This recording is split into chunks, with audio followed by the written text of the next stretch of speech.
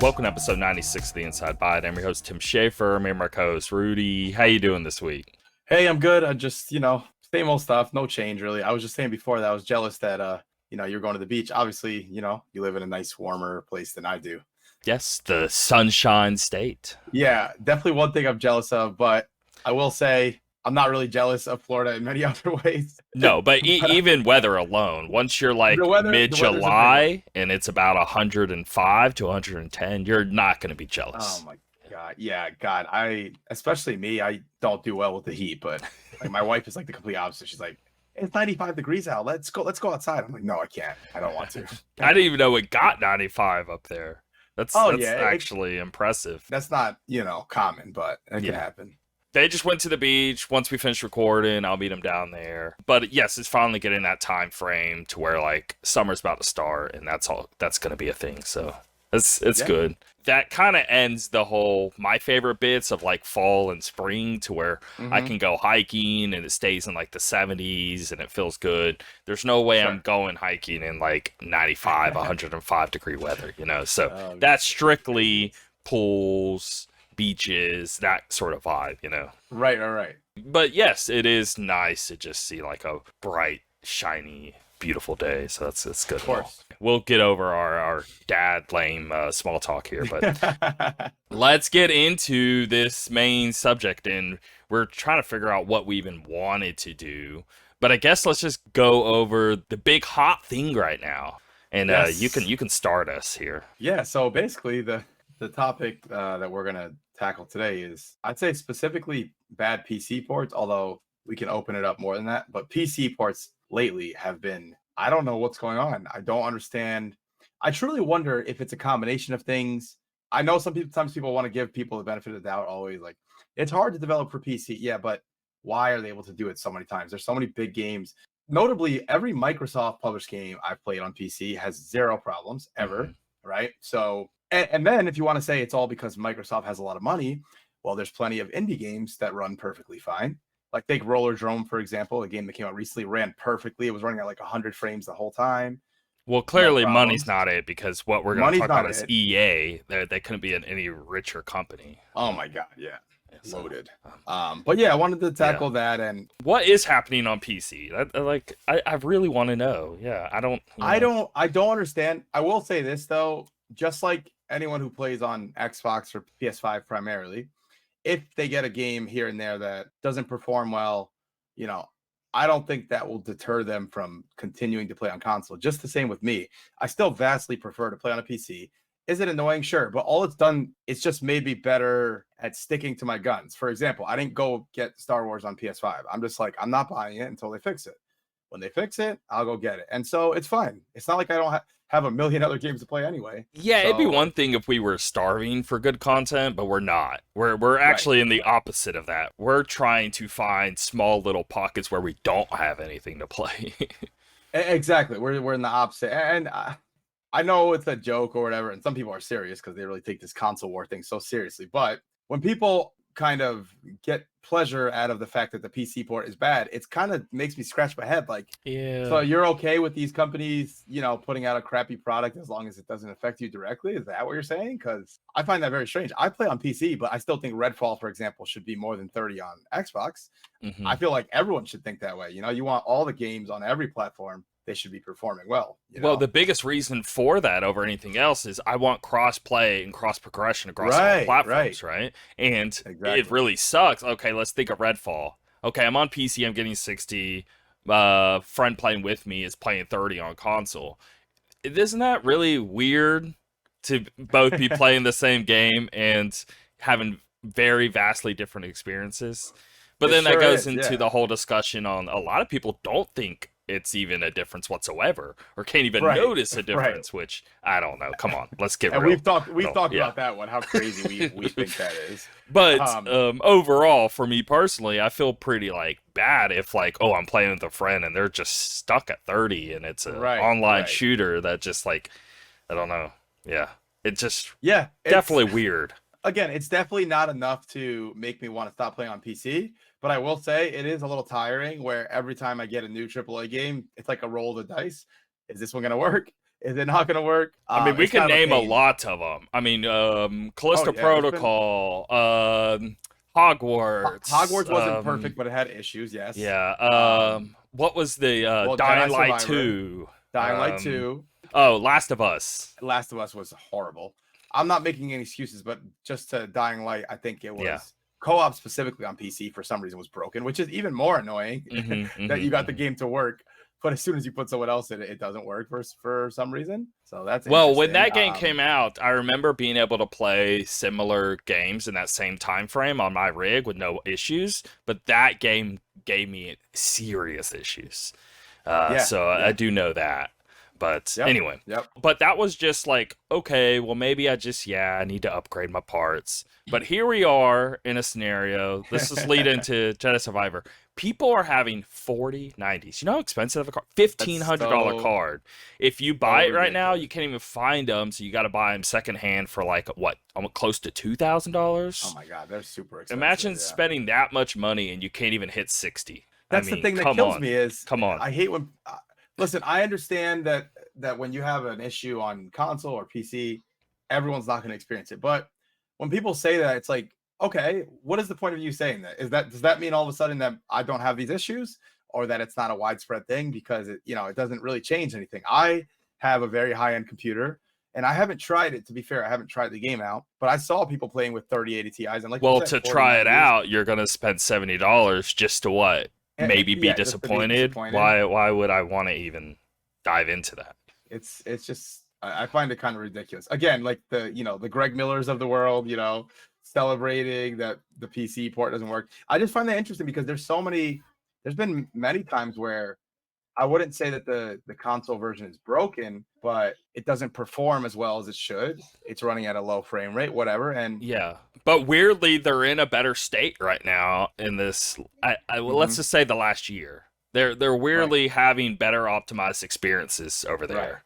It's becoming a thing of like, again, hey, I've been saying it a few times. I'm in no rush. I don't need to buy PC part. Why? I'm gonna rush myself to play worse experiences. I'd rather not. But side note here, I actually mhm. just bought new parts. I got a new CPU, new GPU, new That's motherboard, new awesome. case, all of this. It's not arriving yet. I ordered it last Wednesday and it should be arriving, I guess, Monday or Tuesday. So I'm very excited to put that up.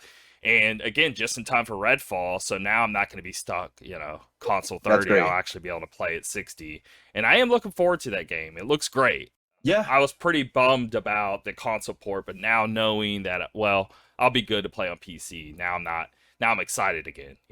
But that's how much this affects me. Is like, again, we just don't seem to understand the people who aren't bummed about playing at a lower speed. Why wouldn't you just want 60 in 2023? And when you right. go back to classic titles, even like Mario, the only Mario game I think that ran 30 was Mario 64 when 3D was like first starting. NES, Sure. Super Nintendo, GameCube to Wii till now on Switch, they're all 60. And the Right. Mario is a very smooth gameplay, and that's the point of the game. Imagine Right. it. Right. Imagine you playing Mario and it's like skipping all over the place, like these Jedi Survivor videos. And you're trying to make a God, that would jump. You suck. know how annoying and aggravated that would be. It'd be Like, especially in Mario, that'd be such a pain. That's a good point though. When I think of all my experiences with Mario games, that is never, ever, ever been an issue. It yeah. always feels so smooth and so good, and yet people always have these criticisms about Nintendo. Well, they're Um, trying to pretend like it's a new issue. They're trying to say, well, people are only complaining about high frame rates now, like back in my day. No, back in right, your right, day, it right, was great and smooth. What are you talking about? It wasn't. When you're playing NES and Super Nintendo and Sega Genesis and all that, you weren't having these really choppy, weird. I mean, with bad games, yes, but not any of the games that we cared about and loved. right, Like, right. Yep, I so totally it's agree. not a new complaint. People like to say that and it's totally not true. The only I agree. bad what we had N64 and PS1 where they were figuring out 3D. That was the only rough period I can think of in gaming history where frame Sure, rate was an sure. issue across the board, right? Any other pocket we were good again. Like, Yeah, that's true. And I'm not playing Metal Gear Solid 2 on PS2 and it choppy all over the place. That wasn't happening. right, right, I you're don't know. right. I think people think that 60 frames, the conversation is like, or even not even just the conversation, but just doing it is a brand new thing. And then you have games from, Yeah. way back in the day, 1995, that, were able to do it. So come on, give me a break, man. I don't buy it. I think it's becoming a big issue. And I think that a lot of a lot of developers are just getting lazy with the PC port. Why? Why? As if this Mhm. is not a big part of the sales. You know, I don't know. I just don't understand the logic behind this. Why cut corners with one of the markets and yet do everything for the other two? You're just going to make people not want to buy it on PC, and that's less sales, right? Don't you want more sales? So Yeah. I don't know. Yeah. It Yeah. doesn't really make sense to me, but it is very frustrating. I was looking forward to playing Jedi Survivor, and now instead I'm playing some other stuff, which is fine. But yeah, I was definitely wanting to be there playing with everyone else. But yeah, Yeah, looks like and I'll be this waiting for isn't a bit. about Jedi Survivor itself. This is about what we're saying of recent experiences across the board when it comes to all of these Mm-hmm. different games somehow getting really bad PC ports. But Jedi Survivor, even like the file size is 128 gigabyte. You know how Mm-hmm. I saw gigantic that. that is? It's That's like crazy. I don't though I guess this is nothing new for like Respawn. I was thinking back, remember Titanfall, the initial release of that? It was like a gigantic file size, and it was because it was a 48 gigabyte back in 2014, which was huge. Most games were like 15 or 20, but they had 35 of that 48 gigs being like some uncompressed audio. And I went and looked it up because I remember the story, and what their response was, like their excuse was, the audio was not compressed, so we could dedicate more system resources to Oh my running the god. game and less to unpacking audio files. So, for example, like Destiny 2 is a gigantic. That's one of the biggest things I can think of like huge live service game that's been going on since like Sure. 2017. And its Sure. file size is smaller than Jedi Survivor. And I was like, that Interesting. seems impossible. Yeah, that is weird because they just constantly keep adding to it. So Yeah. how is it? How That's is that kind of even a crazy. thing? There's no way Jedi Survivor is that big of a game, right? We're not playing it for hundreds of hours with constantly new things to see. We're gonna what, Oh 20, 30, man. 40 hours and be done with it? Like, and Right. it's a single Right. player like narrative campaign. I mean, yes, there's open segments, but you know what I mean. Like, in no way should it be this big. But I guess this is like nothing new for Respawn, I guess is what I'm also getting at. But before we go any further, I'm trying to do something new here. I'm going to insert a clip here. Me and you are going to watch it, and I want to see your thoughts after the fact. You haven't seen Okay. this yet, I don't I think. haven't yet. I do watch critical stuff, but Yes. yeah, I haven't watched this one. Charlie, his YouTube Penguin Zero, he just uploaded it a few hours ago, and I just got done watching it, and I'd be like, hey, this would be really cool to insert into the show because he hits Sure. on a lot of great points here. So on PC and pretty much everywhere else, you will probably not be getting 60 frames per second. And I know, oh, entitled gamers wanting 60 frames, oh, that's so goofy.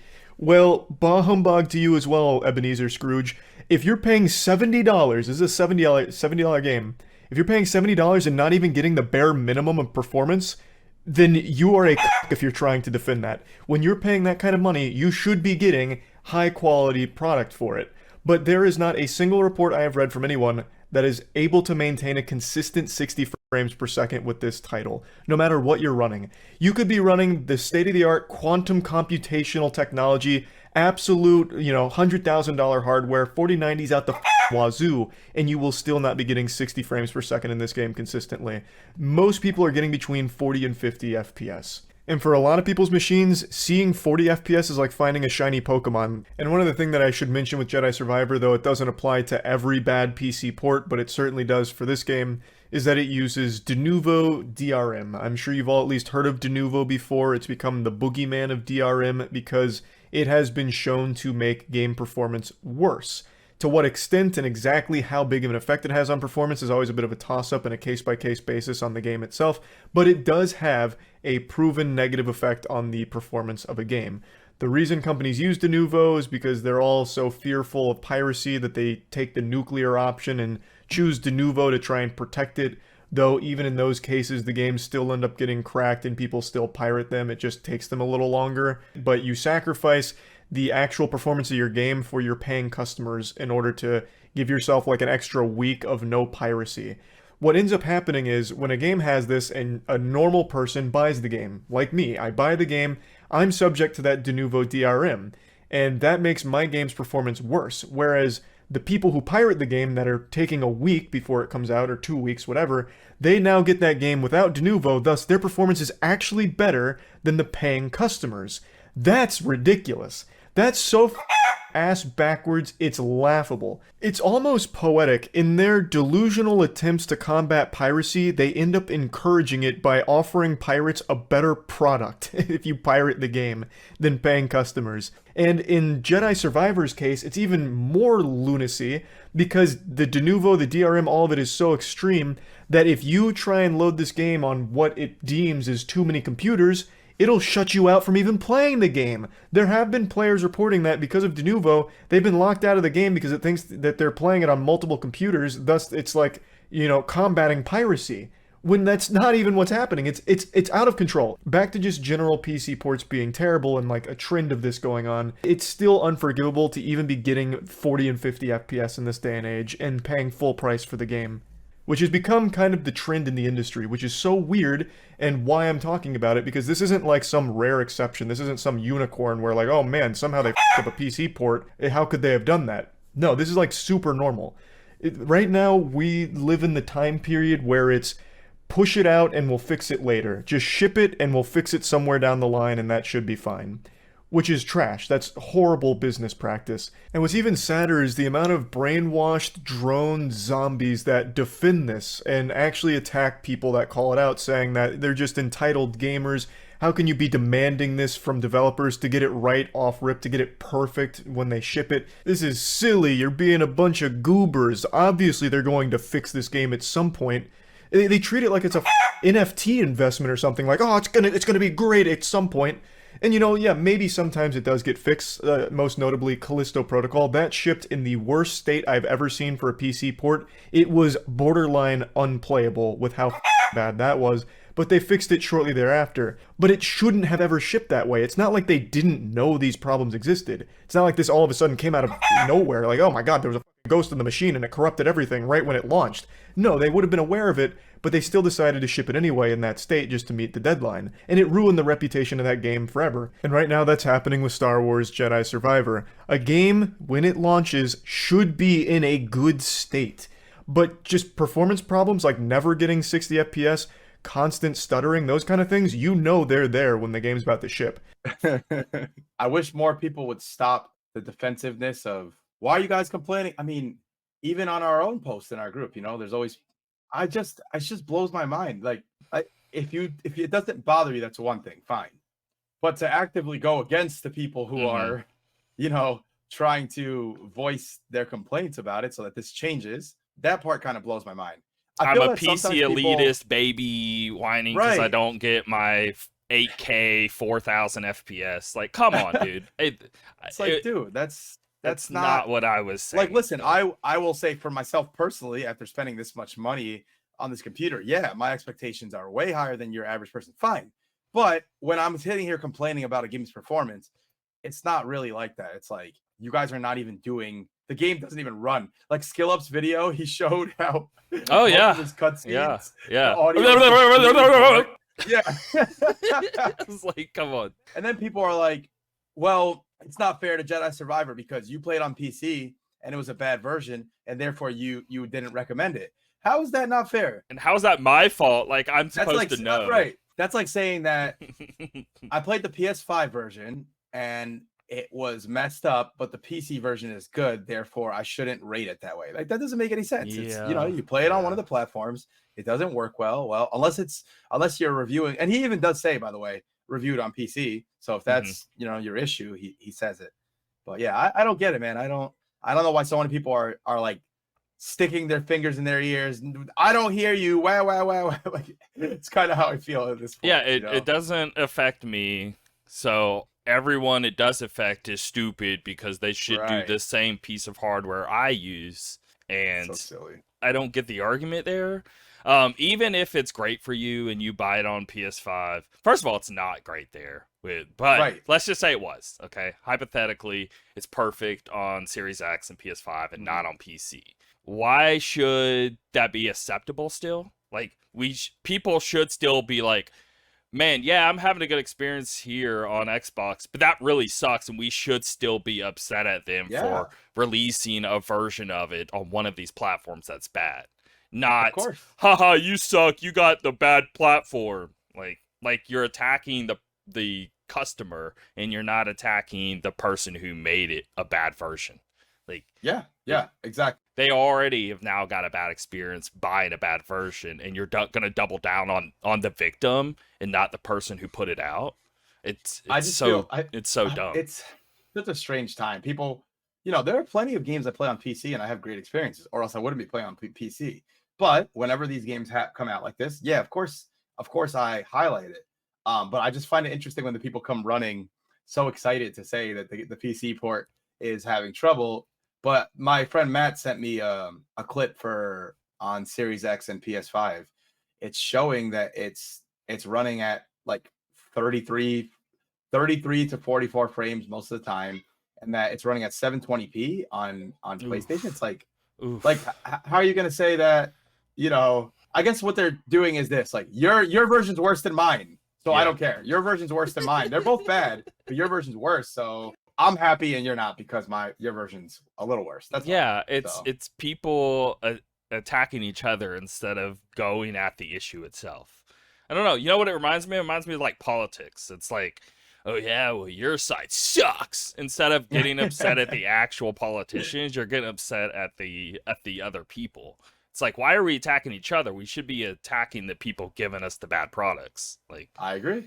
They're going after the wrong people. It's kind of ridiculous, but you know what? We'll keep voicing their concerns, making complaints. They usually, I'm not going to stop. By the way, if a game comes out that's bad, I'm going to address it and I'm going to call it out and I'm going to want better. I'm going to continue to do that. Like, so listen, I think that the people who say that Zelda Breath of the Wild is a bad game are freaking crazy. However, they're allowed to say that. Okay, you can say it. It doesn't take away my enjoyment. I'll just be louder about how much I like it. and by the way, I know we'll talk about this later, but those same people, these people who really don't like people complaining about a port being bad, are the same people who will be the first to tell you that they don't care about Tears of the Kingdom and it's overrated and yada yada. You know what I mean? Like, So also, there's a different expectation when you bring up Switch. You reminded me. There's a lot of people like, okay, well, why do you expect this out of Switch, but you don't expect this out of a high-end PC? Do you even hear yourself? I'm like, dude, do you hear your question? It's like think about your. I've had this discussion with people so many times. Like, listen, they're like, I don't understand, Rudy. You're all about this PC, 1440p, 100 FPS, yada yada yada. I'm like, yeah, I've spent so much money on this PC and it has the best parts available. So yeah, of course, our expectations move when we have better hardware that we invest in. That's just the reality of the situation. And the thing with the Switch is, I'm not okay with everything running at 30 FPS in the Switch. Yeah, but I spent $200 or $300. I didn't spend $1,000. I spent $200 or $300 like 6.5 years ago. Okay, so those to me are very different. If Zelda comes out and I have this incredible game, which, but mind you, is way better than any of these PC ports we've talked about, by the way, just the game in general. I mean, and I haven't even played it yet, and I know that. I understand it's 30 and not 60, but it's far beyond that. It's like Skippy. It's the frame pacing. It's a whole bunch of different factors. It's not just 30 or 60. And let's not forget, like, these people discount the fact that it's a portable system. Like, when I play my Steam Deck, for example, and I'm playing Elden Ring and it's running at 40 frames per second, I'm not going to get mad about it because it is a portable system. You see, it's very different.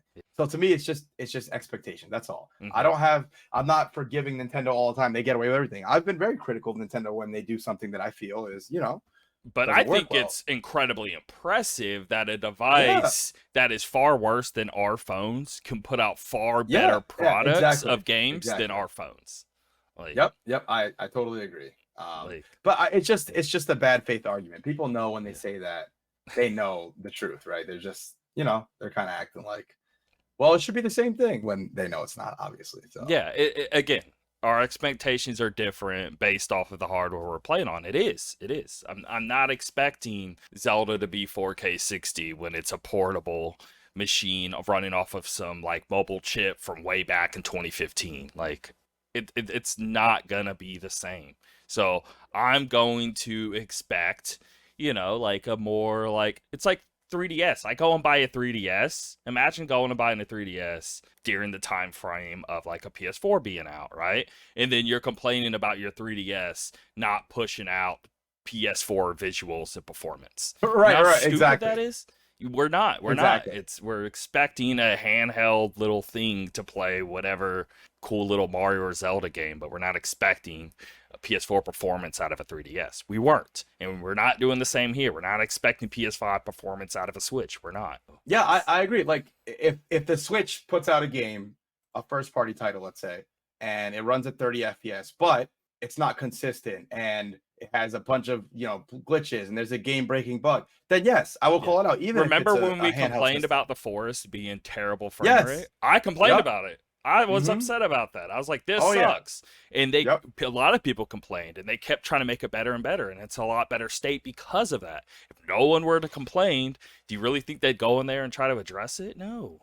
That's how you get, things change. This is why we've ended up in the place we're in, because people are so okay with just accepting everything. Oh, they worked hard on it, so let's give them a break. Like, come on, man. Like, you gotta pick and choose, Now, I So- understand one thing. I will give the other side one thing. Yes, Sure. they wish a game would just release and we would just Of discuss the game itself and not discuss its performance and not discuss all of these. Like, they just want to talk about the game. I get it. But why can't we have both? Why can't we talk about the game on one side and talk about performance on another? When I play this game or any other game, I'll separate the two. When you watch that skill up video, for example, right? And he goes into the performance and all of the issues, right? Halfway through the video, he's like, all right, well, now let's just talk about the game itself. Talk about the game, yeah. And he has a lot of praises. He likes the characters, he likes the world, he likes the cool combat, he likes the skills, blah, blah, blah, right? But we're allowed to talk about both. I don't want to just not talk about any issues and only talk about the game itself. I want to talk about the whole scope of it all, and I should be allowed to do so. I totally agree. I don't think it's again, I think the automatic defense is I remember when we used to play video games and just enjoy it. Like, dude, we video games have evolved. Why can't our expectations? I remember when we used to just communicate just by sending mail in the mailbox, and it would take 4 to 5 days every time. Like, what? So we should just stick with the old stuff forever? Like, come on, man. Like, So I should expect a text to take 4 days to get to the individual. yeah, Like, exactly. Come on, no. My expectations are different based off the technology I'm using. Like, come on. Oh, boy. I think we got it. I think we covered it. said, Just yeah. in summary, I'm gonna keep playing on PC. In my opinion, it's the best place to play for me, and so I'll keep doing it. And when they fix it, I'll play it. Until then, I won't play it. It is what it is. Last of Us, by the way, I have the Last of Us port still sitting in my library. I did it backwards at the time. I made the mistake of getting it. I was just like excited. I didn't really think about it. Anyway, I see think it's in there a good state every- now. I think so. Right. Every day I get on my computer, I see update for Last of Us. So Okay. they're definitely scrambling to fix it. And guess what? If no one had complained, we'd Right. have this terrible port forever, right? So I'm going to let it sit there. I'm going to let it keep fixing itself, and eventually I'll get to it. Later in that clip of what we were watching, he did address like Last of Us and said that he plays it now and it's running good now. So Oh, great. they did address. There's some small issues still, but nowhere close to release. There's all the proof you need for the fact that it works when people, voice their concerns. I just And don't. a game like I love how they play dumb with their statements. Like EA released yeah. a statement about this game as well. Did you see it? They're like, Mhm. "Oh, well, you're running chips designed for Windows 11, yet you're running Windows 10, and that's God. why you're having the problem." Bro, what about any of the other games? Is like that's not even true. There's people with Windows 11 and it's still a bad issue. But they're like trying to throw all of these random things like, well, it must be this and must be this and it must be this. How about it's you And how about you not release it until it's actually good? Just Instead delay of the game, trying man. to Come blame on. this and blame that and blame this. I mean, they were clearly rushed, right? They were clearly like EA just like, no, release it now, release it now, release it now. All right, we already delayed it once. We can't delay it. Right. We can't afford it. Right. And That's what they do. we'll just afford the backlash. You know, it'll be a bunch of people whining on Twitter. It doesn't matter. Our game will still sell. And, you know, in about a week or two, everyone will forget about this. My assumption of what they're thinking, right? Sure. No, you're probably right. And it's a shame because like he said in the review, you know, by all accounts, this is a very good game. It's improved a ton. And yet this is what a lot of people will remember about it, you know? So just like No Man's Sky, just like Callisto Protocol, just like Last of Us. You know, these never those blackface memes are gonna exist forever now with Joel. You know what I mean? Like, oh my god, I couldn't believe it. I thought that was fake at first, but apparently it's real. I had no idea it's real. It could really be that bad. That's so crazy. Like, how does that even happen? Now they have their image just tarnished going forward. I mean, the same with Cyberpunk, you know, like it's going to take a long time for people to just come around the other side on it.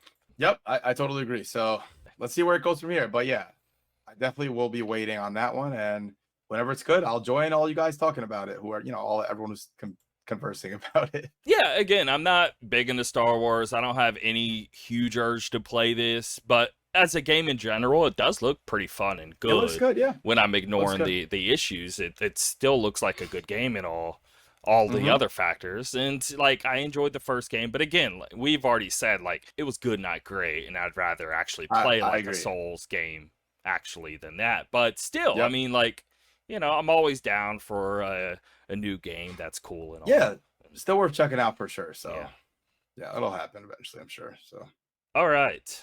Let's get into the news here. Big first story here. Yeah, big one. UK regulators block Microsoft's acquisition of Activision Blizzard over cloud gaming concerns. This was what I was not expecting. They weren't upset over like Xbox having Call of Duty control or anything like that. They're upset over their cloud gaming being too big. And first of all, Google had cloud gaming. They just screwed it up. Microsoft's cloud gaming still going on is because they just didn't screw it up as bad as Stadia, right? But like, it doesn't. They're acting as if Microsoft's the only one out there that can even do cloud gaming. I mean, yeah, it takes a gigantic company to have all of these servers and all that, but it's not like there was other players in the field. They just did a terrible job at it. But that's not Microsoft's fault. So I'm just a little weird over this being the concern, because I could understand the other concerns. I don't understand the cloud gaming concern. But let's get into what they say and why they think it's like a concern. So I'm pulling a lot of this from Wesley LeBlanc over at Game Informer. Okay, so the Competition and Markets Authority, a UK regulator agency that serves the same function as the Federal Trade Commission in the US, has blocked Microsoft's pending $68.7 billion acquisition of Activision Blizzard over cloud gaming concerns. Now, when we hear that number and we hear an acquisition that large, all of our concerns are in many other aspects, not cloud. Let's continue. While this block presents a large barrier to Microsoft's progress forward toward this acquisition, it's not a end-all be-all for the purchase. Microsoft says it remains dedicated to this acquisition and will appeal the CMA's ruling, which, side note, anytime anyone's appealed them in the past, they were never able to overrule that appeal, and it still stayed that way. But, you know, like, who knows how big those were in the past. Anyway, it says elsewhere in the announcement that this deal would reinforce Microsoft's advantage in the market by giving it control over important gaming content such as Call of Duty, Overwatch, and World of Warcraft. And that evidence available to the CMA indicates that, absent the merger, Activision would start providing games via cloud platforms in the foreseeable future. So, if Microsoft weren't to acquire them, they're saying that, well, Activision themselves could have created their own cloud platforms to play those types of games. And they want Activision to do their own deal. They don't want Microsoft to do it for them. such a strange reason. But honestly. but Activision couldn't do that. They don't have the resources to make a cloud platform. It takes a lot. Again, it takes a Google or a Microsoft or an Amazon to have that much server room to even have a functional cloud platform. Activision doesn't have Sure. that. So I don't even believe that. I feel that's actually it makes me question the people in power all the time. Like I don't think they understand. But let's keep going. Prior to this block, Microsoft did submit a proposal to address some of the CMA's concerns, but ultimately it failed to sway the agency. The CMA laid out a number of significant shortcomings connected with the growing and fast-moving nature of cloud gaming services. It did not significantly cover cloud gaming service business models, including multi-game subscription services. It was not a significant open to providers who might wish to offer versions of games on PC operating systems other than Windows. That's not even a thing right now, though. Like, no one's gaming on Mac. People game on Linux, but the people who game on Linux are using software that converts Windows to Linux because games aren't made for Linux. They're just finding a workaround, yeah. The only games that work are games Windows. That's where the market is anyway, regardless of this deal happening. That's the way it's been for the last 30 years, if not 50 years. Like you said, some of the other reasons, I think, whether I agree or not, would make more sense to me. This one is, these reasons they're stating are I'm surprised that this is what's able to push it through, to stop it. Last bit here, it would standardize the terms and conditions on which games are available, as opposed to them being determined by the, I don't know that word, dimension? I don't know. By the dynamism and creativity of the competition in the market, as would be expected in the absence of the merger. So they're saying if the merger doesn't happen, Activision would have a lot more freedom to do X, Y, or Z. Like, they could make their own cloud and they could control it themselves instead of somebody doing it for them.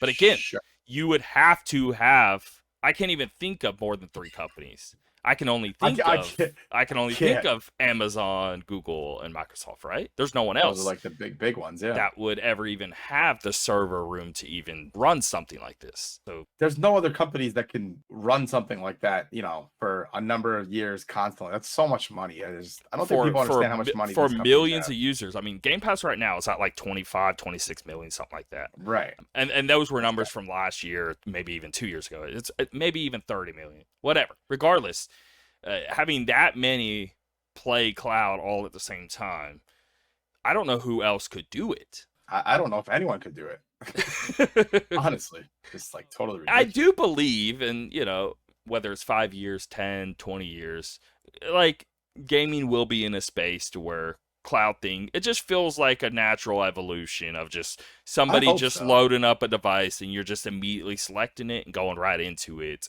and there's no install, there's no hardware, none of that, right? It does seem like that's kind of where we I think you're right. I think you're right. Eventually, Now, again, it could even be 20 years from now. And 20 years is a long time in tech, right? But it could take that long. I don't know, but I just can't see it not happening. But right. Who else would be able to achieve this? For them to expect Activision to be able to handle this themselves is ridiculous. Yeah, and Activision has a lot of money, sure, but again, Microsoft has it's just not comparable. Oh, Apple could do it. Apple could do it. That's true. Apple could do it. I guess that's they it. Got don't they have like $1 trillion at this point? Jesus. Microsoft and Apple are real close in the profit margins. So that's the only other company I guess 4, right? I mean, it's not like Sony could do this. It's not like Nintendo could do this. Sony and Nintendo definitely do not have enough to do that. Yeah. So I'm very lost on this being the reason.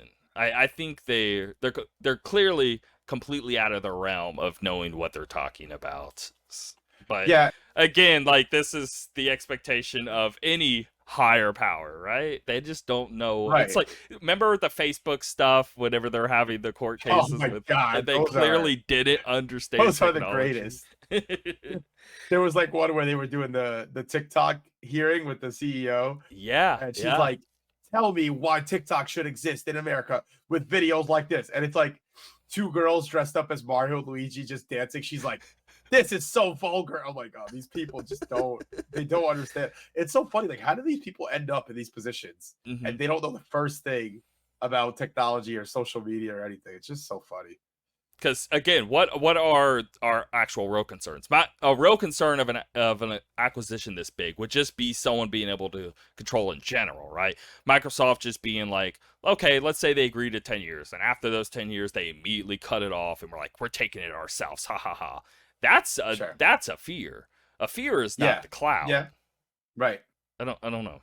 That's an interesting one. So I'm assuming they're gonna appeal this, right? Yeah. So we'll see what happens, but no one has ever appealed to them, and then they've gave away. So honestly, this may be the end of it. God, it's gonna be weird to reverse all this stuff that they had already in the pipe, you know? Now, what does this mean for, like, okay, Activision now is super salty over PlayStation. Right, I'm sure. Like, clearly they can't vocalize that to the public ear, but there's no way they're not upset over how many times did PlayStation try to shut this down or that down or that down. There's no way they're happy with him, right? No, not at all. They're definitely upset and not happy. They're like, man, we were just improving our image.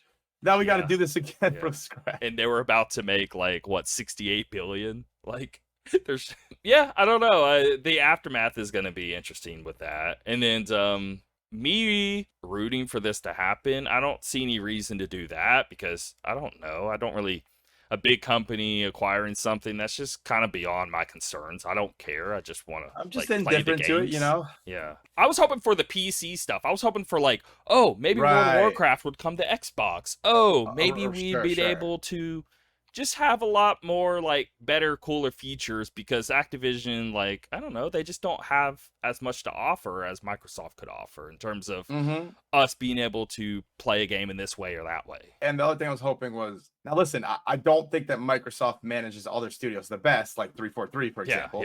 But that being said, I was hoping with their management, you know, they'd have more money and more backing, do what they want to do, things like that, you know? But I guess we'll see now. Yeah, like even Call of Duty, like I used to play back in the day. Like, what if, because now they're under Microsoft, maybe would Microsoft maybe do something different with Call of Duty? Like, you know, I don't know. It's all hypothetical stuff, but like it's better than just the same way it's been going. Right. Agreed. So, well, we'll have to keep an eye on that one. That'll be interesting to see how it goes. Yeah, that's obviously a big deal. So. I think it's over, but we'll I think you're probably right, to be honest. I don't think there's I wasn't expecting this, I'll tell you that right now. But again, I wasn't expecting cloud gaming was the last thing from my brain. Yeah, that's such a strange reason, but I guess that was something they definitely brought up in the past. So well, they're saying things I saw, like I can only put so much in this document, but a big part they were also saying was like, well, Microsoft technically has like over 70% of cloud gaming control right now in terms of who offers cloud gaming. Well, yeah, of course, because look at the competition. There's no one else is doing it. No one's doing it because, again, no one else can really do it. The only That's like saying the Nintendo Switch has 90% of the handheld system sales. It's like it's like the same idea, you know? Like they're not stopping people from doing it. It's just other people can't. Go do it. Like they don't have the So that's weird. Well, okay, we'll keep an eye on that one. Some other news that I'm very excited about is Armored Core 6 hits PlayStation 5, Xbox Series X and S, PlayStation 4, Xbox One, and PC on August 25th. Now, I will say, I think in an old podcast episode, I had said that I had a feeling it was going to come out in this year, like sometime, you know, in the summer or something like that. So I'm happy to be right about that. I'm a little disappointed that it's coming to the older systems. Like, come on, just let it go already. We don't need them anymore, you know? Same with Elden Ring. And you can't say it doesn't cause any problems. Yes, it does. Do you remember Elden Ring's release? Yeah. It was definitely a rocky start. And I definitely feel it would have been better if they had less to focus on when it comes to their platforms. Totally agree. Also, I have not played any Armored Core game. I've only watched a few videos. Me either. But I'm very curious. That little gameplay trailer looked awesome. And obviously, you know, we're big fans of From Software in general. They have not, in my opinion, put out any bad game, starting with Demon Souls. So, so I'm all in, man. I'm excited. Want to check it out. I saw this sweet collector's edition, which, as you know, man, I want that little Gundam looking figure, the mech. Oh man, it looks so cool. 'Cause how can you not be So, excited over oh man, it looks so maybe cool. the best developers that exist Right. creating a like mech game? Yeah, Like which we have that no sounds games like so that in recent cool. memory, Mhm, mhm. So yeah, I'm all in, man. I'm super excited. I think it's awesome that it's coming out in August. Now that is going to complicate things for me a little bit because Starfield comes out like a week and a half later. So Yeah. we'll see. We'll see how long it But is and how I beefy think it is and stuff. because they're so vastly different of games, I think Yeah, it's that's fine. true. That's true. That's a good point. So yeah, I'm excited, man. I'm definitely looking forward to that. I'll keep an eye on their updates with that. So Yes. And, I want to praise Microsoft here. I know I praise them a lot, but I'm going to praise them here on sure. at least they did, like, push Starfield. And it Oh wasn't a yeah. Jedi Survivor moment. Because, again, that first impression hurts so much. Even when you do fix it Agreed. later. I'm glad they didn't just go ahead and release Starfield anyway. Right. No, I It's- agree. I'm it's glad they good. moved it because it's much better for it. Okay. Next up here, Twisted Metal premieres on July 27th exclusively on Peacock and consists of 10 half an hour long episodes. So 10 episodes, same with Last of Us. Is this a PlayStation thing going forward? Twisted Metal is being developed by Peacock and stars Anthony Mackie. I think it's Mackie. As protagonist John Doe, a smart-ass delivery driver who transports supplies between settlements in a post-apocalyptic America. By the way, it doesn't say it in here, but he's Warthog. If you've ever played the games. I didn't realize that. Yeah, love Warthog. So I guess my thoughts on this is I like Anthony Mackie a lot. I really like him and everything that I've seen him in. But on the other hand, I just have this bias. Every time I see Peacock with a show, I'm like, oh boy, I hope this is gonna be good. Yeah. But like John Wick is coming out with a show on Peacock too. So these are two shows that I'm looking forward to checking out and hoping it'll actually be good. But we'll see. If it was like HBO, I'd be like, oh man, we're no problem, we're good. But no, I agree though. I am a little like it makes me less hyped when I see Peacock for sure. Yeah. But yeah, I'm definitely gonna watch. Definitely gonna check it out. The rest of the summary here: he has no memory of his past, but gets a chance at a better life by making one special delivery across the dangerous landscape. The series is being categorized as an action comedy. The only other announced character is Sweet Tooth, who will be voiced by Will Arnett and physically performed by pro wrestler Samoa Joe. The show is being produced by Sony Pictures Television and PlayStation Productions, and it's the second TV adaptation of a first-party PlayStation game to arrive this year following The Last of Us. Now, I got to question, because we only got one example of this in the past with the TV show of PlayStation, was The Last of Us. But HBO had a big part in that. With HBO not being here, we don't actually know if this is going to turn out good or not. That's a good point. We don't. This We really is have no idea. strictly Sony Pictures Television and PlayStation Productions. So, we'll see. Right. Now, I actually great enjoyed Twisted Metal, great memories of mine. It's been vacant for a long time. Long time. I don't know. I'm not like down about this. This could be cool, but I don't know. We'll just have to wait and see. I agree. I think it has a lot of potential. I think the way that I remember Twisted Metal was a lot of the characters were very character-like, if that makes sense. They're always like, yes, characters were probably the most important thing about the game. Right. Yeah.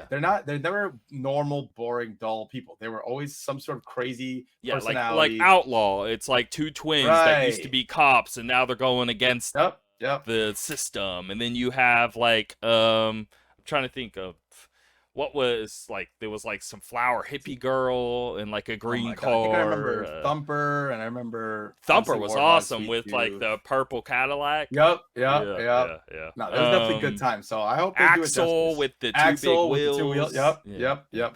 They had great characters, and it would translate really cool on the TV now. I'm thinking about it. Yeah, I agree. So I don't know how they're gonna go about the actual combats of the cars, though. I'm curious how they do that. That's true, but I do think they have a good story potential with the whole like tournament, and you make you get one wish granted and all that stuff. Oh I think forgot remember about that? I think that could be. I think that could be a cool, story. What was the guy's name? Calypso. That's what it was. Yep. So it would be neat. Yeah. It would be. Yeah. So definitely gonna be checking that one out. So now this is the weirdest thing. All right. Wow, this is very strange. Vampire Survivors is getting an animated series. Developer Punkel has confirmed that it's working with gaming consulting company Robot Teddy and media company Story Kitchen to bring the hit arcade bullet hell game to the small screen. Story Kitchen is helmed by names such as Dimitri Johnson, who is the co-producer of the Sonic the Hedgehog films, John Wick creator-writer Derek Kolstad, and APA agent Mike Goldberg. There's currently no other details about what the series will entail, such as the cast or premiere date. Well, definitely would have never guessed that ever. Yeah, So never. it's very strange. Well, they're capitalizing on all their popularity, Yeah. Should All be right. interesting. Let's get into what we're watching, what we're playing. All right, so I see that you have Last Case of Benedict Fox listed here as well. And now, 100%, I'll be completely fair and say I did not play this game for very long, but man, something about it was just didn't feel. I good read to your play. post, but what? Yeah, let's hear. What do you mean exactly? So I again, I'm not saying this is a bad game or anything. I'm just saying I started playing it. I felt that the controls were very kind of wonky. Like the parry and the shooting and the hitting. Okay. It all just didn't really flow very well for me at all. And then I played a little bit longer and it just kind of throws you in. You don't really know what's going on or anything. Again, these are complaints that usually I'd probably just deal with and just keep playing the game. Just because I have so many good games right now, I'm like, you know what? I didn't enjoy this. Why am I going to keep playing it, right? Let me just refund it and just play something else that I'm missing. That's really all that happened for me. Well, So, before I started, again, I didn't have to buy Yeah. it because I just played it through Game yeah, Pass. Game Pass, yeah. But before I started playing it, I was looking at a lot of reviews, and a lot of people were saying like the controls are weird. Sure. A lot of the same stuff you're saying, and Right, they're right, like right. they're not really getting it. This is kind of just a weird game. So I was like, okay, I'm reading all this, I'm taking it all in, and then I start it, and I start having the opposite of like, oh, I don't really see what they're talking about here. I think this like feels cool. I think this Sure. plays cool. I was having a good time. I played it Okay, last good. night. I played about, I say, hour and a half to 2 hours. Okay. And I thought it was one of the more like unique and cool and interesting time, and I was Oh, really great. digging it. And the combat of like the right stick is really weird that's what dodges. Oh yeah, that was throwing me off. But once I got used to it, I don't know, it just took a few times, and I was like, okay, yeah, this is cool. I'm fine with this. And okay, good. I kind of moved on and never thought about it again. I Glad to played hear. an actual like boss once you get pretty, so it's really weird. Like, okay, you like come across your dad and he's kind of like laying there on the floor, and you go inside of him, and it's almost Whoa. like, you know, the what's the game? The Tim Schafer game, that Psychonauts. Psychonauts. So yes, you literally go inside of their memories, and it turns into a level. And so this level of your dad's memories to try to discover something specific in him. And the level was super, super cool. And I was playing a lot of it, and I was really enjoying it because it gave me that Psychonauts vibes of really trippy, weird, because you're going through someone's memories, and how diverse and interesting the level was. And I thought it was really, really neat because of it. The actual house itself you start in was like, I don't know, I was kind of like whatever about it. I didn't even start liking it till I got into the memory. Once I got into your dad's memory and dug Okay. into that level, that's when I started really enjoying the game. Okay, And then cool. I beat the boss quick because it was like 1 a.m, and I was like, yeah, I'll definitely get to this later. And I enjoyed it. Again, definitely not a case where I put the game down. Like, okay, for example, when I put Atomic Heart down, I felt that it was a bad game. Yeah. When I put this game down, I just felt it wasn't the game for me at this time. I had some issues that were bugging me more than normal, I guess you could say. Now, I did read your post and said you're playing Pentiment, and I feel in no way should you like choose this game over Pentiment. Pentiment's like yeah. 10 out of Pentiment's 10 fantastic. Oh my experience, God, one so of the good. coolest things you would play, and I Right. want to get back to that myself too. So maybe I should do actually the same thing. I think that's why I was so okay with going back on it, because I had Pentiment sitting there for so long, and I'm like, you know what? Let me finally Because this could come back easily to it, fall you know? within that 6-7 range of like, Oh, this is yeah, cool and yeah. interesting or whatever, but I can tell like in no way is this some like super polished amazing experience or anything. Oh, right. Yep. Where Pentiment, I felt that immediately. So Yeah, no, I totally agree. So yeah, well, I'm glad you enjoyed what you played with. That's good. I'll definitely revisit it at some point. So, all right, next, I beat Horizon the Burning West DLC. Oh, excuse me, the Burning Shores DLC. A lot of people are review bombing this. Did you see I this? saw, and I know exactly why they're doing it. And I Yep. think it's so silly. I got spoiled on why, and I didn't want to know why, but I saw it. Yeah. I don't think it's a big spoiler whatsoever. I don't think so. It's I don't think just so either. a little It's just a story little fact. moment. I don't know. Yeah. I personally don't think it's a big spoiler because it's so inconsequential. It has nothing to do with what the story they're trying to tell. Really, it's just a kind of side thing. But anyway, take 10 seconds to say it, yes, and then just skip 10 ahead seconds, 10 and then I'll seconds move on. now. So Aloy at the end, her and Seika, who's a new character, you have the choice to share a kiss with her or not, or you can deny it. Okay, end right there. Yeah, that is such. It happened. I was like, okay, that's a nice moment. Whatever. They're trying to didn't think claim about it it's again. that woke stuff and so all of silly, this, man. It's and so I'm just silly. cringing You know what so it- hard when I. You know what it reminds me of is, in Mass Effect when you play, and I know you can make your character whoever you want it to be in Mass Effect, but by all accounts, you're Commander Shepard, obviously, right? And in that game, you have so much freedom to make choices like that however you want, and no one ever had a problem with it. I just don't understand what the big deal is. And let's stress that it's a choice. It's not even right. It is a choice. It is a choice. Mhm. You have three choices. One of them ends that way. The other is complete opposite, and the third one is somewhat in the middle of that. Yeah. So anyway, it would be a shame for me to focus on that so much when the DLC itself is really good and really enjoyable. Yeah, sorry, I wanted to mention that. No, it's okay. I'm glad you mentioned it because it is a silly thing that people are complaining. Well, if you look at their user score, just know when you go to Metacritic or wherever and they have user scores, it's way, way, way, way low because of that. But try not to look at that and try to judge it accordingly. It's totally ridiculous. That's the fact that people are review bombing and completely ignoring all the other great things that the DLC does is like so silly.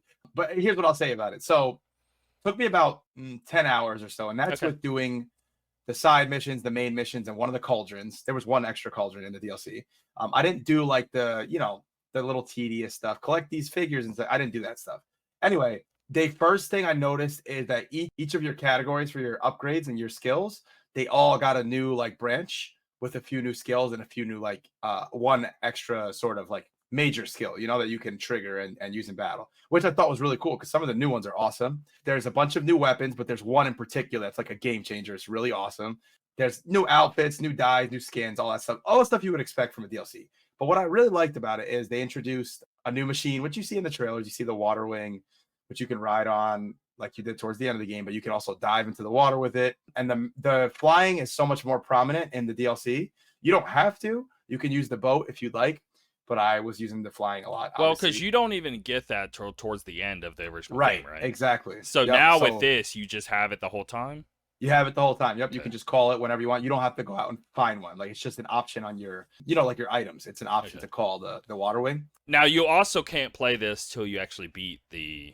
That is true. Right? Yep. Okay. Cannot play it till you beat it. So there were 5 main missions, and I felt that all 5 were really good missions. Like a very enjoyable, very good story, fun, challenging, but not too crazy. Now my only complaint is the one side mission. The very first side mission you get is totally ridiculous. You fight 3 of those water wings, which are extremely tough to fight. You can't sneak up on them and override them. They're all on like perched on this tower. They come down, all 3 of them, and attack you. I tried so many times. I leveled up about 8 times throughout the course of the DLC, and I came back at the end and tried to fight them. Still nothing. It's totally unfair in my opinion, and I just ended up ignoring it. That being said, there's 2 other side missions which really take you across the whole area, and it's really, really fun. Like really, really good stuff. The new map is probably like I don't want to be wrong here.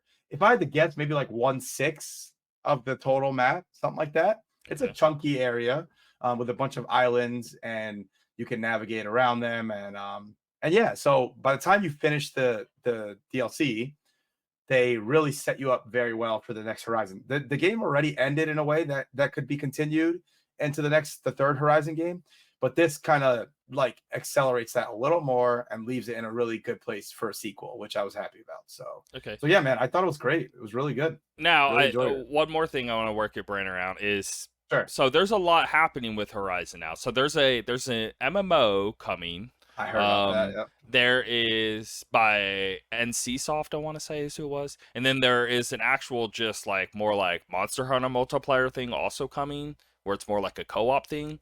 And then they have the, third game coming. And then you have TV show coming, right? So there's a lot of spots here for where this could go. So do you think this game bleeds into the third and all of the extra content? Because you also have Call of the Mountain, which I never played, That's but true. that I never also played it, doesn't but have Aloy even in it, I want to say.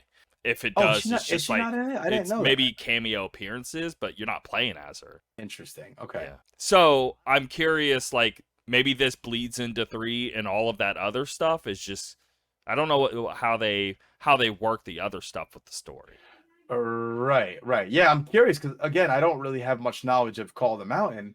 I wonder if it connects at all. Because that's like 5 other projects almost, like You know what? also Let me coming see if I can. later. Let me see if it says. I'm gonna say is Call of the Mountain related to Forbidden West? Let's see something.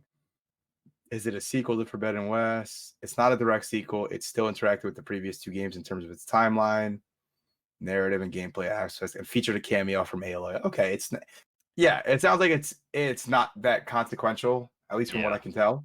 So that being said, I mean, yeah, I could Does see the them. game lead in any notion of story to where a lot of other adventurers join her in any way? Like, you know what I'm getting at? Is Yeah, there like yeah, that's possible. Yes. okay. Think of it this way. Of course, I won't say what happens, but I'll say this. Think of Mass Effect, how the whole 3 games you're building towards this threat, right? Yeah. And you eventually tackle the threat. Similar idea to that in Okay. a way. And so I'm assuming the 3rd game will be like the culmination of everything. So yeah, I do think there will be more people joining her, and I'm assuming this girl Seiko, who's in the DLC, which she's actually a really good character. I'm assuming she's going to join her too. So Like, do you think this co-op Monster Hunter style game could actually be like a core to the story? I Or don't do you think it think will it's just be. gonna stick to 3 and the rest is just I think what they're going to do with that is some sort of, it's in the same universe, but this is going on. That kind of thing, I think will happen, okay? I think they'll save the big story beats for the actual game. So whenever that comes out in the year 2028 or whatever, I'll play it. So Yeah. yeah. Okay. But yeah, definitely enjoyed that. Beat that. Street Fighter 6 demo. I'll just say briefly, I've been super excited about this game. I love Street Fighter. I pulled out my old PS4 fight stick with the Oh, cool. 3 buttons across. What did you And play it on? like back then or now, you mean? No, now, like Street Fighter 6 demo. What did you play it I on? did it on PC. Okay. It runs great, looks great. I did the tutorials, which I'm familiar with Street Fighter, but there's a lot of new mechanics, which I'm actually really excited to try some of this new Yeah, stuff you out. saw the whole classic and modern switch, Yep, right? yep. So I'm doing classic just because I like, I've always been used to that. But besides that, there's just so many new things going on that didn't exist in the other games. So it's going to be a lot to learn, which always happens with fighting games. But I got to say, I was impressed. I'm not impressed, however, with the starting roster because my man M. Bison is missing, which, God, how could you be missing him? That's kind of weird to me. Let's look up and Yeah, see let's look at it. like characters roster. coming to Street because he could just be a later one. I'm just shocked. Like, come on, man. It's like my go-to guy. So, by the way, here's the confirmed characters to start. Ryu, Chun-Li, Luke, who's like the face of this game. He's the guy who you see first. Jamie, Yeah. Guile, Juri, Kimberly, Ken, Ihanda, Blanca, Dalsim, DJ, Manon, I don't know who that is. Marissa, Zangief, Lily, Cammy, JP. I don't know who JP is. But yeah, man, like where's my And guy, then man? the characters coming later. Here they are. Rashid. I guess I'm pronouncing that right. Summer of 2023. AKI Autumn of 2023. Akuma Spring of 2024. Ooh, cool, that's cool. And Ed Winter of 2024. So Where's our guy? Where's Bison? Makes no freaking I guess sense. not. Okay. Oh, someone's got to have complained about this. I'm gonna say, where's M. Bison in Street Fighter 6? Wait, they're saying why Bison might not appear in Street Fighter 6? Well, oh god, No. what are you guys doing? Anyway, well, thoughts on the design and gameplay of M. Bison? I don't know. I guess I'll have to look more into this, but I'll be very disappointed if he doesn't make the cut. Maybe they'll just always have that little like cherry hang, and then in like 2 or 3 years, oh, we finally did it. Right. But like, are we supposed to be excited if in 2 years later we finally get him? Because this goes all the way to winter of 2024, and it's just these 4, so and it's not M. Bison. So at this point, you would be waiting 2 years at the least. That's very disappointing. Let's see. I mean, there's people talking about this for a while. I guess I didn't realize it.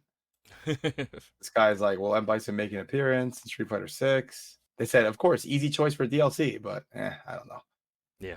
Anyway, we'll see. Maybe they'll do like the villains DLC, Bison, Vega, Balrog, put all those guys together or something. Oh, Vega's not in there. That's a good point. Yeah. Because I like Balrog Vega. or Sagat, neither. So they're missing all those guys. But hopefully they don't do. I love Street Fighter 5, but it started off super light on content, way too light. Yeah. And I don't want that I to remember happen that. with this, obviously.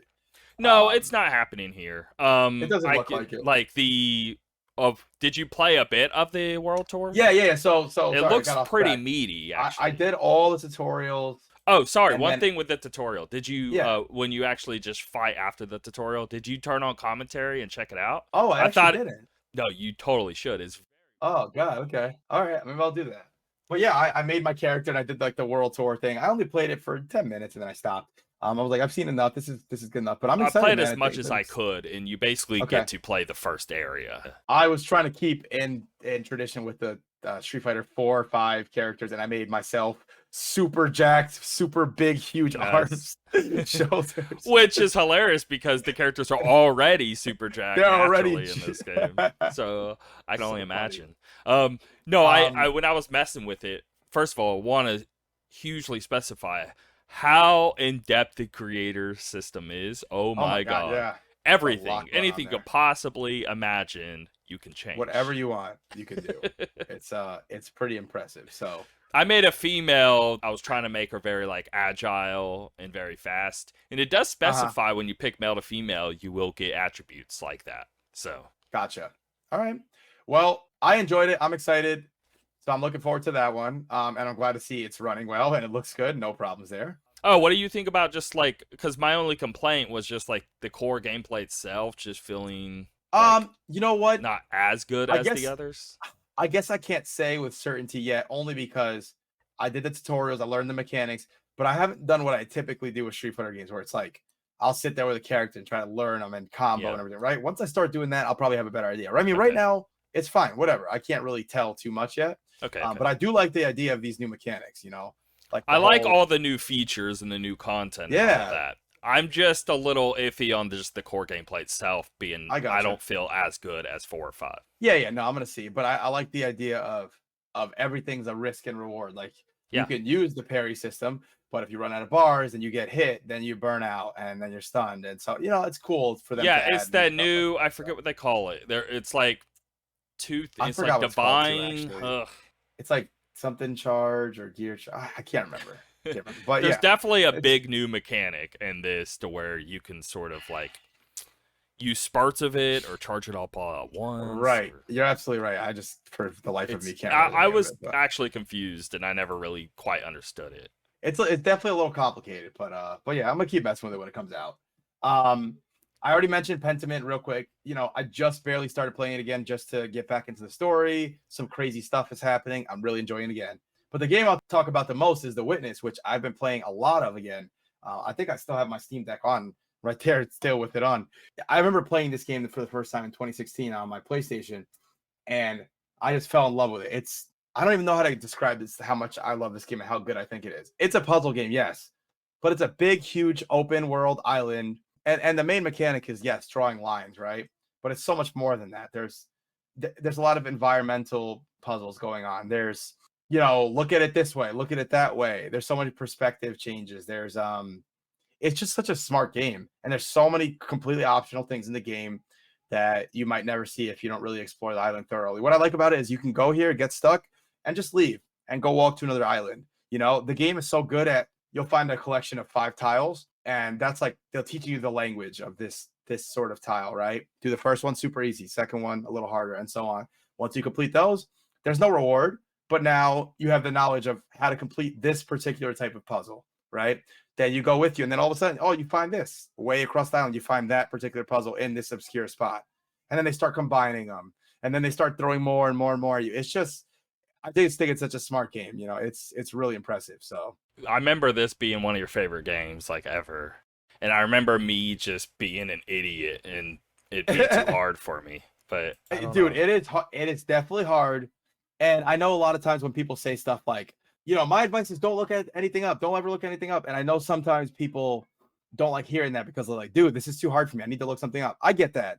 However, I'm trying this time to not look anything up, and I'm really, really enjoying it. Like, just naturally, I think the only game that's more satisfying to me than this game is beating a boss in From Software games. That's how I feel when I complete a tough puzzle in this game. Then I'm like banging my head against the wall. I already started an album on my phone just titled "The Witness" of pictures and drawings, and Okay, nice. you really do start doing it. Like, just to give you an idea without spoiling anything, there's a puzzle I was working on today where you're in a desert, and these tiles, they're sort of shaped like, how many sides? 1, 2, 3, 4, 5, 6. They're like hexagons, right? So in the hexagons, there's intersecting lines across. I think it's like one line down the middle, 2 lines diagonal going across each other, right? Through the hexagon. Each corner of the hexagon, there's little circles where you can start your puzzle. Every single puzzle in the game starts with going to the puzzle and clicking A or X on the circle, and eventually getting to one of like the little half circles, right?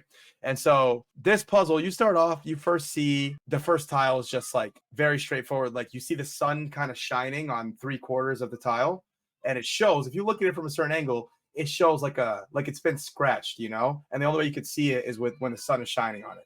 So you can see like a path has been scratched, right? So you do it, fine. Then you do a few more the same way, right? You look at it from different angles. The sun shines on the tiles a certain way. You have to find the right perspective, and then all of a sudden you see like the scratching because the sun's shining on. Fine. Yeah. So I this last one, I could not, for the life of me, it was the last one I could not figure out. I looked at it from every angle. I got up high, I got down low, couldn't find it. And then all of a sudden, I look at certain, like on the floor, I see like in the sand, I kind of see like a little vague line tracing. I'm like, could that be it maybe? And I go back and I do that pattern, and it works. So it's like, the game is so smart with stuff like that, you know? It gets wild. Like later on, I remember it getting crazy. There's sound puzzles. There's like, I mean, I didn't even know there was a desert area, so clearly I didn't make it far. check this out. So I again, I didn't see this the first time I played the game, but now that I've beat it the first time, I was okay with kind of looking some stuff up.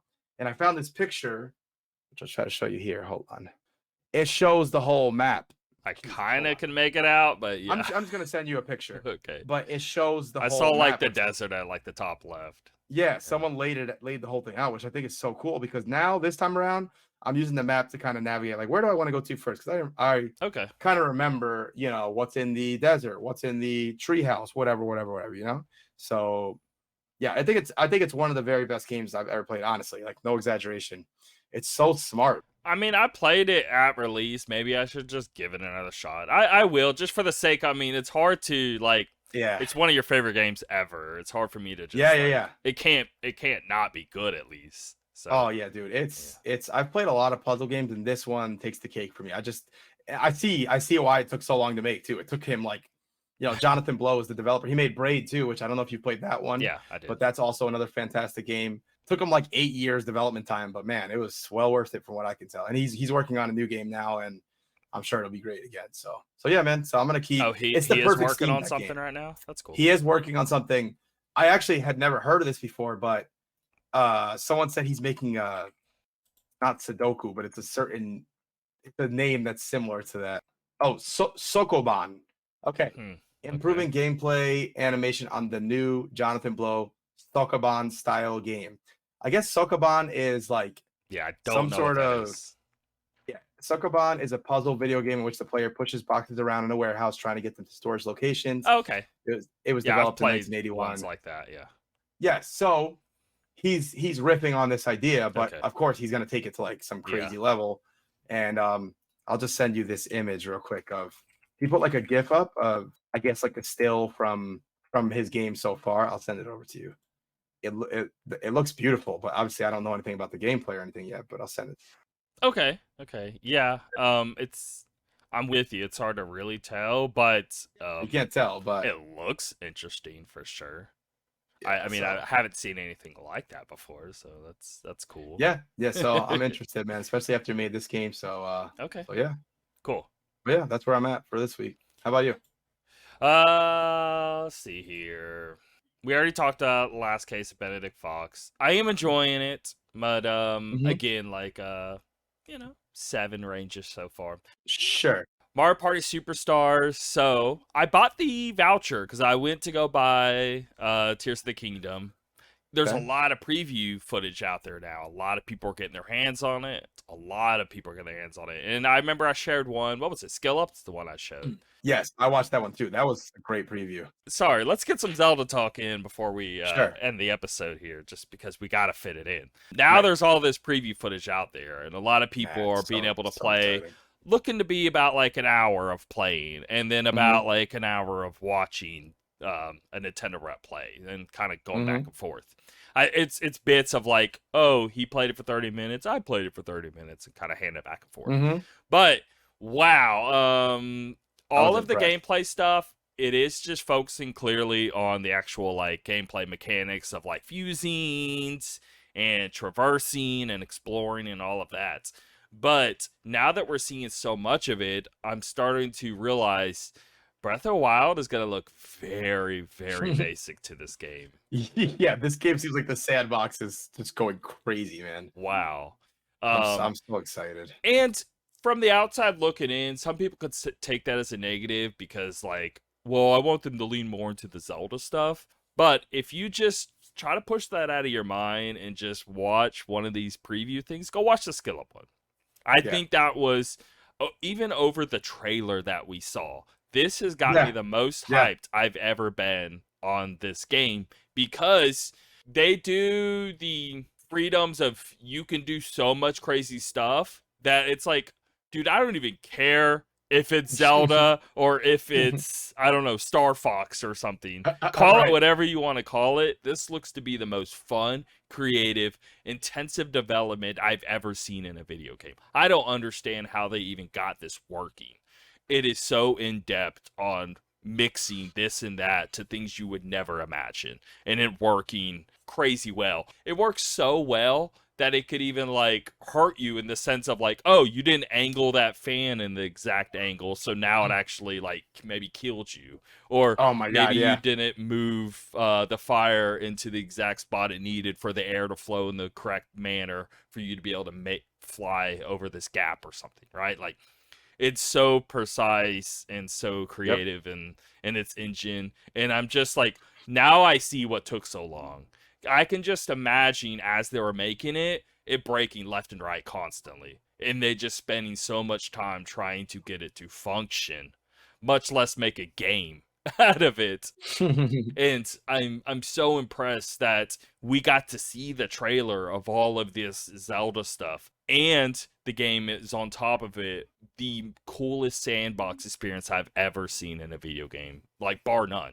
There's nothing that comes close to this. Like, Gary's mod just went out the window, like, for real. This is some incredible tech. And this is running, again, going way back to the beginning of the episode, some Tegra 1 chip, some mobile thing made in like 2014 that can like barely function that NVIDIA tablet where you can just sort of like stream to it and that's about it. Somehow that thing is running this game. It has my mind blown. Oh yeah. This is very, very, very impressive. Anyway, it really is. I will say some of the things he was talking about, how, you know, getting to the top of the tower, Nintendo's just like, whatever way you want to get to the top of the tower, get there, and people come up with all these sorts of different ways. Yeah, to get he there. says in the video, "Let me try to come up with the dumbest, most ridiculous way to get to the top." And yes, he makes many failed attempts, and it finally gets it achieved by what? I mean, he finds like a few boards, right? Sort of shapes it into this almost boat sort of thing. Sticks like a steering gear on it, sticks some fans on it to sort of give it leverage, right? But he realizes whenever he's just trying to lift off the ground, there's not as much like momentum and he can only go so high. He found out if he can like sort of put that boat on top of something of higher structure and then start to fly up, like it gives more momentum. Or whenever he will start something up and then jump off of it and watch how it behaves on its own. And like creates a plane, right? It behaves like a paper airplane to where like it starts to go and it will dip down, dip back up, dip down, dip back Right. up, like Right. as it's flying, just as that device would if you were to make it in real life. The way they're simulating objects to behave so well with its physics to how things just naturally are in the world state is like mind-blowingly cool. I'm shocked. I'm so hyped for this game. I agree. This game could run at 10 FPS at this point, and I don't care because this is the most impressive tech I have ever seen, and I have to take part in it. So, call me biased all you want, but this looks incredible. So It just looks like it's reaching new levels. Like Nintendo Yes. always does this, where they come back and people are like, "Oh man, how did they pull this off?" they prove that power in a machine only goes so far, right? Like we can Right. talk all this talk on like what our expectations are out of hardware, but then somebody just breaks the mold completely and does something completely unexpected that you just don't even understand how they got it working. So I'm Just get ready for, even if the Zelda earns its tens across the board or whatever it is, just be ready for The hate. people. it's It's coming. overrated, yada yada yada. Yeah, It's just funny, yeah, like what yeah. did all the reviewers get together and be like, let's make sure we all say really amazing things about this game. Like Skill Up makes fun of Nintendo all the time, like to an obsessive point. Like Nintendo shows up at every one of their studios and like slips them yeah, a 20. yeah. Like, He's hey, always clowning sure on you give Nintendo. it a So 10. so when he says that this game, says all these amazing things about it, I believe him. So. Yeah. So I bought the voucher. You can, because the game's $70, right? So you spend 100, you get a voucher. Hey, go buy another first-party game that costs $60. Well, now you get $30 off if you go this route. So I went, bought the voucher, bought Tears of the Kingdom, and I was like, well, what should I buy? I ended up going Mario Party Superstars because I have people come over all the time, like Friday, Saturday night, and we'll play Super Mario Party all the time, and it's become like our go-to. But I'm like, well, we've kind of run this dry, and there's only like 4 boards and so much to it. Mario Party Superstars is such a leap forward, and I'm like, screw it, let's do it. So I bought that. We actually played it last night for about 2 or 3 hours, and yeah, How's it's a that? big step up from Super Mario Party. That's great. There's weirdly a lot of online capability with this. Like, so you go online and do like these like gauntlet tournament things to where like whoever makes last gets sort of knocked out and you continue going to your number one. It's way more competitive of a Mario Party. Like you can turn off bonus stars. You can make the mini games only skill-based games. It actually Oh, okay. pulls all the mini games from 1 through 10 of like it's a best of collection. So it's trying to make just a more like I don't know. Yeah, it's just best of Mario Party, which makes sense. Mario Party Superstars, and I think it's like if you just had to pick a Mario Party, this may be the best Mario Party you could play and pick, just because it's such a refined and such like compact of like trying to mash in the best stuff, So I love it. We That's had great. a blast. They removed all of the motion control games and kept it to joystick style games. So Very because Super cool. Mario Party, a lot of the mini games, maybe most of them, have to do with motion control of the Joy-Con, which I don't hate. I actually thought they were good and all. I never hated them either. Yeah. But this game is it's almost like, I don't know, if they were to release Super Smash Bros. Melee HD and really try to hone in on just like weirdly the professional side gameplay of Mario Party. Because they just have so many options of letting you customize it to your heart's content. So it's great. I really, really enjoy it. Really recommend it to others. It came out like October of last year, and I've been putting it off for a long time. But again, like $30, yeah, I'll buy it. I mean, you can't beat that, obviously. It's like fantastic. But So I'll recommend glad to like hear that. go buy that voucher if you're gonna buy Zelda. You might as well. I mean, you can get Splatoon 3, Mario Odyssey, whatever. Like these great. Does it work for digital games or just only physical games? No, it's only digital. Oh, only digital. Oh, okay. Yes. So you might as well do it and pick up another first-party game of one you don't own. Yeah, I think that's a great idea. All right, sounds good. Yep. Now, if the game was $60, it wouldn't even be, okay, you'd only save like $20. But now that it's a $70 game, you might as well. Yeah, and it's still still saving something. So why not? Yeah. All right, cool. But yeah, that's that. Let's get into new game watching. We'll be out of here. All right. Now, Redfall again releases Tuesday. This episode will be out Wednesday, so we'll be out by then. So, but we haven't played it yet for us to give our thoughts. It's May 2nd. Yes. Oh, okay. Yeah, I'll definitely play that with you. I want to check that out. Yeah. So next I'll just episode make Game we Pass will for- be having our thoughts. There looks to be people in our group too. Again, like you listen to this and you're not in it, join Facebook group. Just search the Inside Bite. There'll be a private forum that you'll see pop up, and join that group. That's where a lot of our podcast discussion is happening when we're not doing the episode. But a lot of people are trying to group up in there, and I'm definitely going to be trying to do as much as I can of that. It doesn't look like I'll be getting my parts till probably like Tuesday or Wednesday. I don't know. So I'm going to try it out on the Xbox at 30 and just, I mean, I've done this a million times. Remember, what was the last game I did? I was like, well, I'll try it at 30. Oh, Dead Space. Oh, because I was like, was it Dead well, Space? it's a horror game. It's slow. I'll do it to 30 so I can get a little better fidelity. Dude, it didn't matter. Like, I'm like, why am I feel like I'm just skipping all over the place. It was so Sure, bad. sure. And I just immediately changed it. And I was like, no, I was wrong. So I can't imagine a shooter. I'm sure I'm going to immediately regret it and be like, no, I'll wait for my PC parts. No, we're gonna have to. It's gonna be interesting when you give it a shot. We'll see. Yeah. Anyway, but a lot of people do claim like frame pacing and stuff like that has a lot to do with it. Maybe they could make it in a manner where somehow 30 feels right. But a shooter, I just can't picture that. I don't know. Imagine putting Doom down to 30. It would. I can't imagine that being a good experience. Yeah, So- God, Doom at 30, that's like a crime. No one should ever. Actually, do I that. did play it at 30 because the Switch release was at 30. Oh, the Switch one. I bought it for like a few bucks, and I immediately just uninstalled it because I was like, no. I'm like, dude, I can't play this game like this. That's so funny. Anyway, but yeah, so that comes out. We'll have our thoughts next episode. But anyway, May 3rd, we have Super Dungeon Maker for Switch and PC. Ravenlock, Xbox Series X and S, Xbox One, PC, May 4th. This looks really, really cool. I super want to highlight this game, Ravenlock. Look it up. This is one of the more interesting, cool games. Is this Game Pass? It is Game Pass. Yes, cool.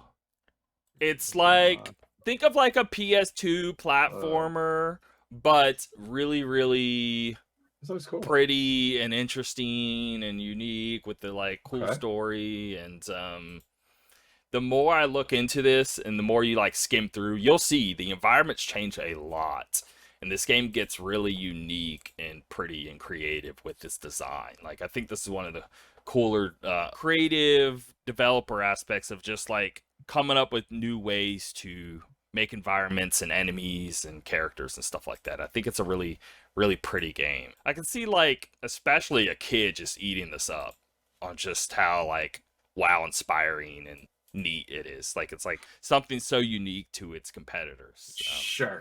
I understand. Anyway, but Darkest Dungeon 2 PC May 8th, Ys 9, Monstrum Nux coming to PS5 May 9th, and Lord of the Rings Heroes of Middle-earth iOS and Android May 10th. Heroes of Middle Earth. All right. Well, Yeah. it'll be an interesting week. I definitely want to try to link up and check out Redfall. At least give it a shot. So. And We what's could going to definitely do be hilarious is the week after this. So the game to pull from here is Ravenlock. Next week, what? Zelda will be in that mix. Is it? Oh man, I can't wait, dude.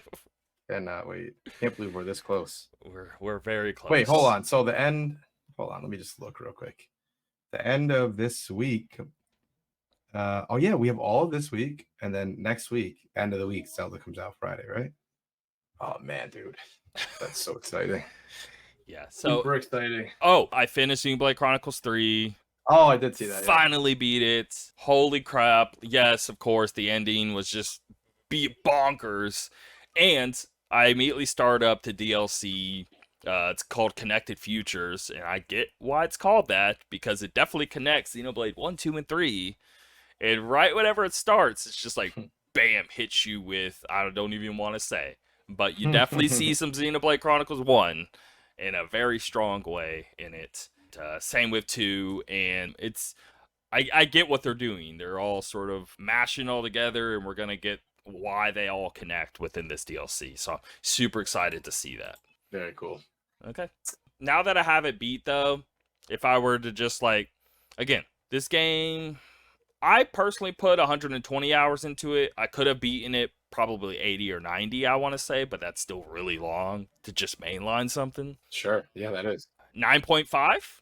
I mean, like, Okay. very, very, very High great praise. game. I mean, like, everything. I mean, frame rate can get a little choppy here and there if there's a lot going on screen, but it's not terrible. It's like, okay, if it stays constant 30, let's say, like, it'll dip to like a 25 or 24 and go back up.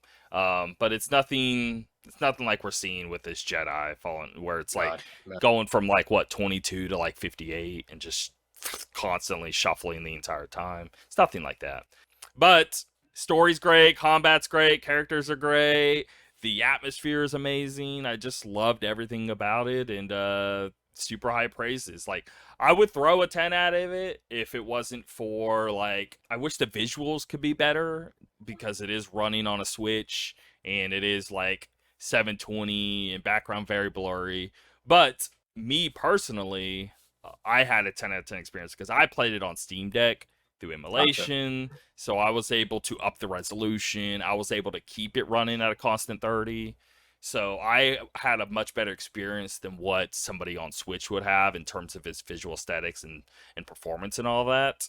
But I can easily just look up a video and see what it normally runs at, and watch other reviews and see where it dips and all of that. So coming at it critically of just trying to judge it off the Switch, again, I'm still throwing a 9.5 because there's hardly, That's awesome. like, it's one of those like games I'm gonna just remember for the rest of my life. You know, like, it's it's so hard hitting in its plot, and just one of those like you're gonna be just thinking about for a long time and wishing there was more. And just, it's a little sad to know that 4 or 5 years before we'd see more of this series, just because, I mean, it like takes a long time to make, you know.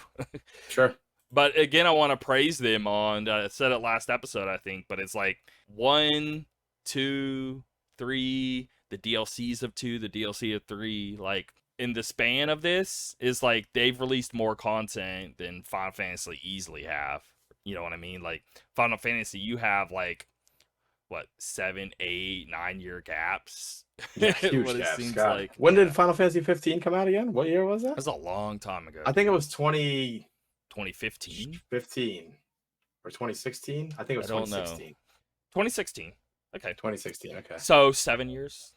But even just 15 to 16, in that gap, we got Xenoblade 2 and 3 and 2 gigantic DLCs, you know? Yep. So it just feels a lot more coming from them. It's pretty awesome, man. Yeah, just like PlayStation with Insomniac, I feel Nintendo with this Microsoft is just like killer. They just crank them out. And they help with Zelda too, so yeah, they're a great studio from Nintendo. As they should, man. That's a great studio to help out. All right, well, we'll see you guys next week. See you later.